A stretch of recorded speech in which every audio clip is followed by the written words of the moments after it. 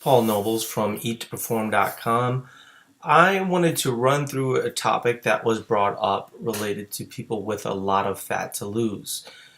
The first question that I always ask people that have a lot of fat to lose is, what is your background? Are you coming from an overly restricted dieting background? Because if you've been eating, paleo or super clean for a long time and maybe exercising in an extreme manner, that factors into what your ultimate approach needs to be. And so usually when we have someone that starts off with Eat to Perform or buys the Netflix or Fat Loss book, they tend to come to us after eating a relatively restricted way.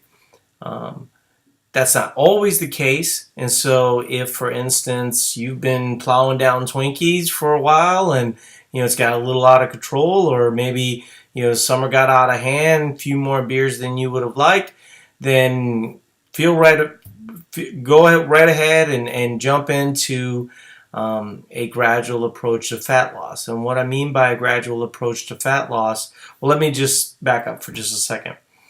Unless you've come from a calorie surplus way of eating, you really don't want to jump right into the approach that we talk about, or the approach that I'm going to put forward in just a second. So for a lot of people, we will have them do sort of a reset for about 3 months, and then we start getting a little aggressive with fat loss. So the basic plan is, once you've sort of reset your body chemistry to a point where you're actually eating adequate amounts of calories to fuel your athleticism and things of this nature, now you have a choice. And a lot of people at this point go, well, you know what? I kind of thought that I wanted to lose a lot of fat. I've been doing this for 3 months and I'm really liking my workouts and having a great time. And frankly, after talking to Paul, April, Janelle, many other people, maybe fat loss isn't the big priority that I thought it was. Maybe I'm not as unhealthy as I thought I was. And so those are legitimate. That's a legitimate way of thinking. I think, whatever approach you're taking, you really have to be able to look in the mirror and go, I'm fine with that person. But there are people, that have a lot of fat to lose, that have, done or are coming from, hypercaloric way of eating, or just really not been super disciplined. For those people, the goal is to basically lose 1 to 2 pounds a week. Now, when we talk about, anything more than 2 pounds, you're really looking at kind of people coming from an obese background.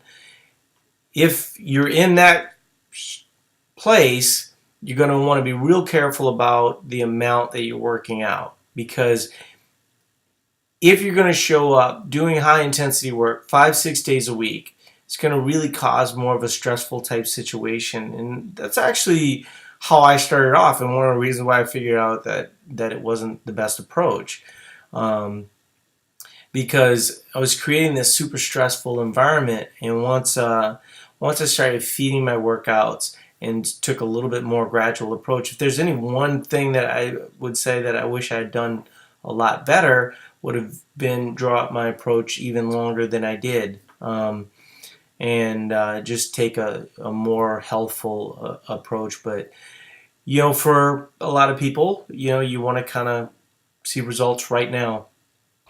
And I think the big thing for people with a lot of fat to lose is to see a consistent approach downward. And let's be honest, when you eat less, it's not comfortable. And so it has to be a priority or not. And so as long as you're coming from a situation where you are eating, to your level of activity the majority of the time, and you're doing a good job with your rest periods. One of the things that really lean people can get away with that people with a lot of fat to lose can't, is working out all the time. If you're really lean, you can feed your workouts, You can work out 2 days, 3 days a week, and then do one a day, 4 days a week, and you'll be fine. Those people can typically do okay in that situation. For people with a lot of fat to lose, it causes like a super stressful environment. It's much harder on those folks in terms of workouts. So we recommend a little bit more restful approach where you're getting a little bit more aggressive on your off days. And so, but the topic keeps coming up in the forums, and I want to address it because you need to be seeing a consistent approach downward. When you look at your body fat test, okay, you're not going to see your body fat go down dramatically without some weight loss. I mean, that's just not reality. Unless you're super athlete, you're putting in lots of work, you're relatively lean. If you've got a lot of fat to lose, the best approach is to, one, establish a good level related to metabolism, feeding your workouts, things of that nature, and then using your rest days to get a little bit more aggressive with a gradual approach down. One of the great metaphors that I heard was someone suggested that if you viewed your body as a pantry, and if you went in and took all the food out of your pantry, and you viewed your body as the pantry, that the body would then want to aggressively make an adjustment. But if you just took a little bit out of the pantry and then put some back, so like I'm saying, maybe a 1 or 2 pound approach, now all of a sudden your body's like, okay, well that's okay. Your body does not want to lose fat. You've accumulated fat because your body has viewed it as a way of self-preservation.